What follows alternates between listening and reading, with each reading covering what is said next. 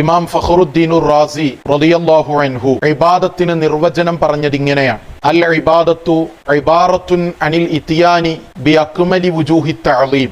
ആദരവിന്റെ ഏറ്റവും പൂർണ്ണമായ ഇനത്തെ കൊണ്ടുവരുന്നതിനാണ് ഇബാദത്ത് എന്ന് പറയുന്നത്. അല്ലാമ അബു സഊദ് റഹ്മത്തുള്ളാഹി അലൈഹി അവിടുത്തെ തഫ്സീറിൽ രേഖപ്പെടുത്തിയത് കാണാം: അൽ ഇബാദത്തു അഖ്സാ ഗായത്തി തദല്ലുലി വൽ ഖുദൂ'. താഴ്മയുടെയും വിധേയത്വത്തിന്റെയും അങ്ങേയറ്റമാണ് ഇബാദത്ത്. ഇതേ ആശയം മഹാനായ ഇമാം ബൈളാവി അവിടുത്തെ തഫ്സീറിലും സമഖ്ശരി അദ്ദേഹത്തിന്റെ കശാഫിലും തഫ്സീറുൽ ഖാസിൻ, തഫ്സീറുൽ മദ്ഹരി, തഫ്സീറുൽ മദാരിക്, സ്വഫുവത്തു തഫാസിർ തുടങ്ങി ഒട്ടനവധി ഗ്രന്ഥങ്ങളിൽ പ്രമുഖരായ ഇമാമുമാർ പറഞ്ഞിട്ടുണ്ട്. നവീനവാദികൾക്ക് പോലും സ്വീകാര്യനായ ആലൂസി അദ്ദേഹത്തിന്റെ റൂഹുൽ മആനിയിൽ പറഞ്ഞത് അൽ ഇബാദത്തു അഅ്ലാ മറാത്തിബിൽ ഖുദൂ'. വിനയത്തിന്റെ ഏറ്റവും ഉന്നതമായ സ്ഥാനമാണ് ഇബാദത്ത് എന്നാണ്.